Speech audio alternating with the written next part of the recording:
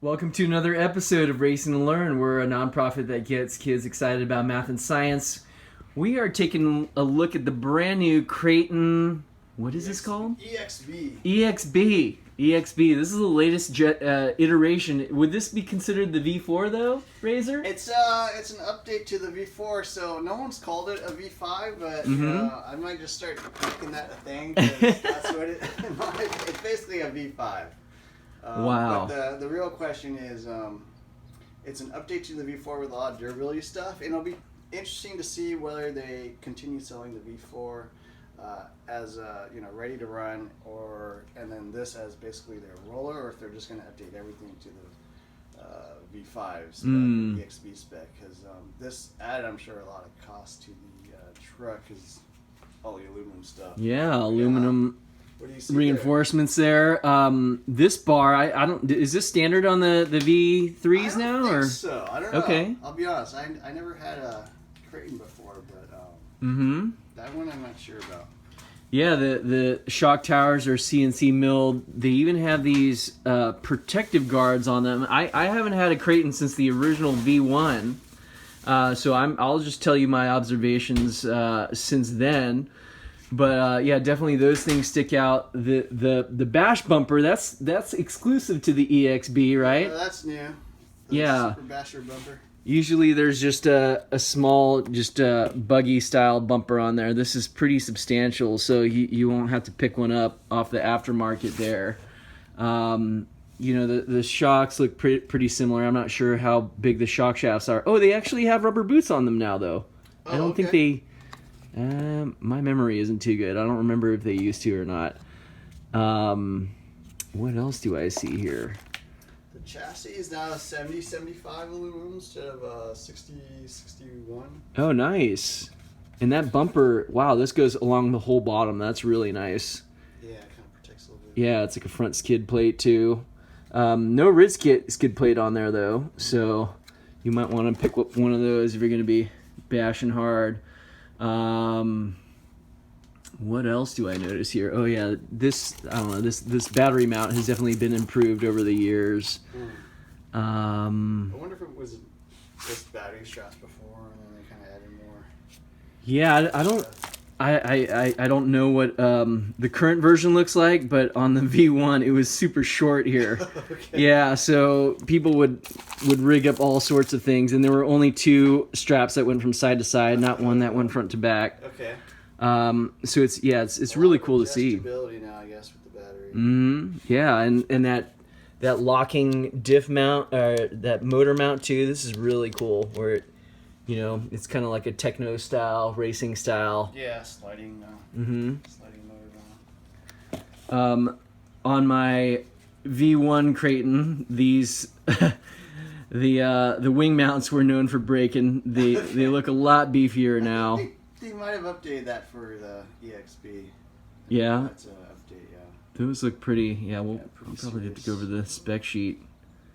But very cool here. Still plastic hinge pin holders there. There's I'm not probably sure. something. I'm pretty sure it's aluminum or steel underneath. Oh yeah? Yeah, I think that's just a cover. Okay. Oh, very cool. Yeah, because those were plastic originally. Oh really? Mm-hmm. Oh, that's pretty. Yeah, that's kind of cheap. If you got plastic hinge versus on a 8 scale. I mean, I think with the Arrma line, they sort of, started as a kind of a budget, value-oriented type of RTR. Mm-hmm.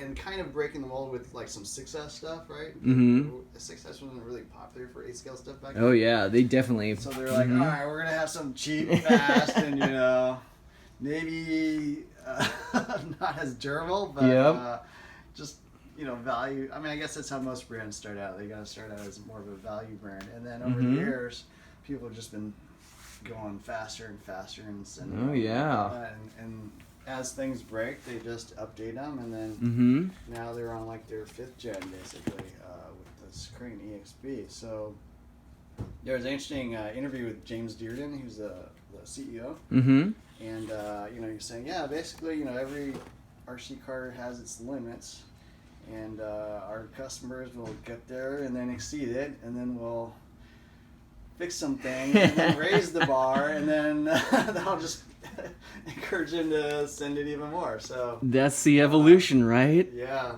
and they've pretty much kind of hit this level that no one else I think is at yet. So, Oh yeah.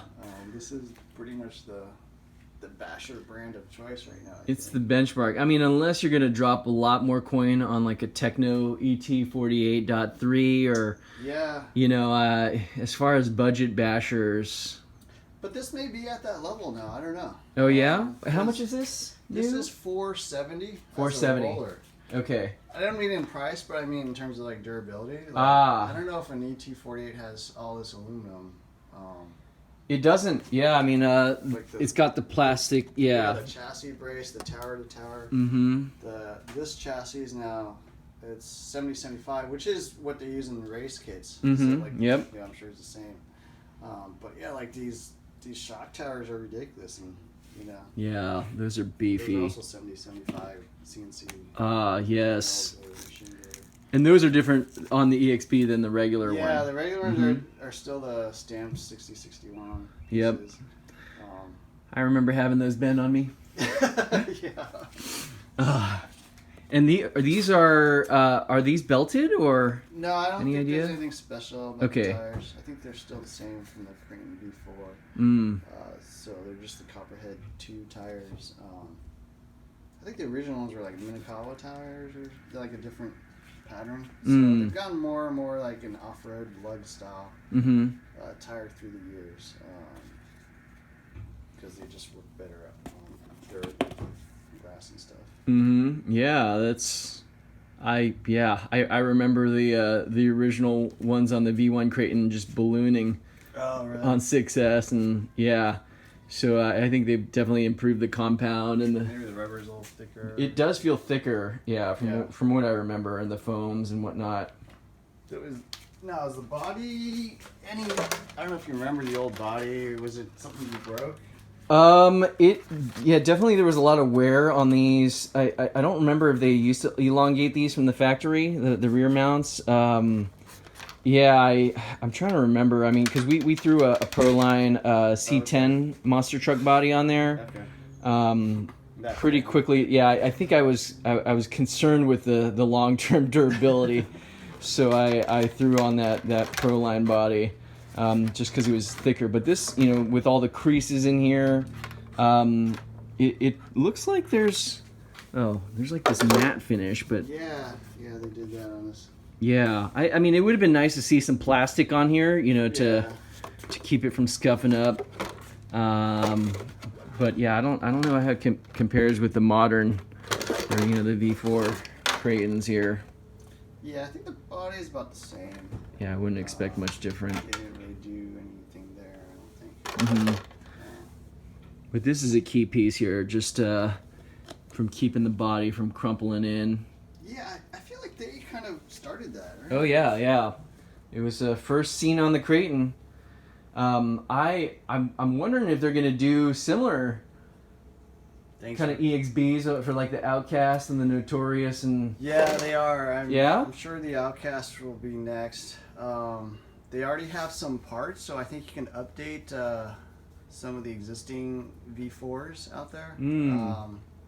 So some of these pieces are, compatible, like the chassis braces and stuff. I think if you got I forget which other vehicles have the same chassis as the Kraton. I think the Italian's the same. Italian, yeah. Yeah, it's a little bit longer. The Taurus is a little shorter, I think.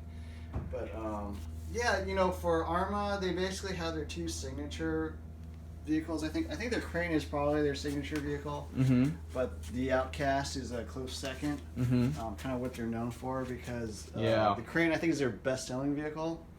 But then the Outcast was kind of the first stunt truck that everyone came out with, and so a lot of people like that one as well, because you can do all the crazy triple backflips and stuff like that.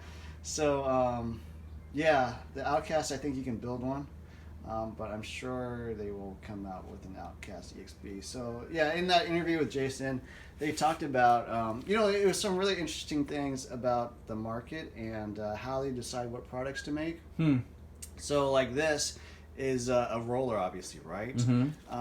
But that may not fit well with their general, consumer, their market, basically. Yeah. Their the type of people that buy these products, because most people just want to buy something, throw in a battery, and run it. Go out and run. Yeah, this obviously involves a little more work for the consumer, but not just for the consumer, but also for the hobby shop. So they gotta, since it's a roller, there's no electronics. They gotta recommend a servo. They gotta keep that in stock. They gotta have ESCs, 6S, batteries and motors and all that kind of stuff. So I think initial response to this vehicle is pretty high, but it may tail off, because that may just be the hardcore people that want the the ultimate send it vehicle. Yes. And then the regular Joe, if they buy this and then realize they got to spend another $300-400 in electronics, may turn them off, or maybe more than they're willing to do. So we'll see. I think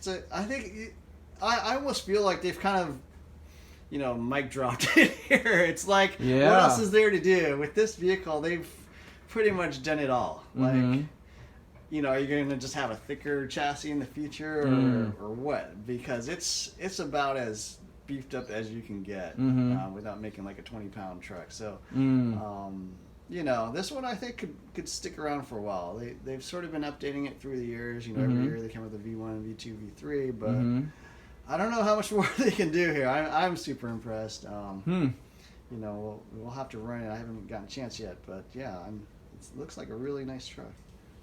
Well, we'll keep you guys posted. Big shout out to Razor RC for letting us check out this Kraton. Let us know what you guys think in the comments. Hit that like button. Hit that subscribe button. Every little bit helps us. And we'll catch you next time. Thanks again for watching.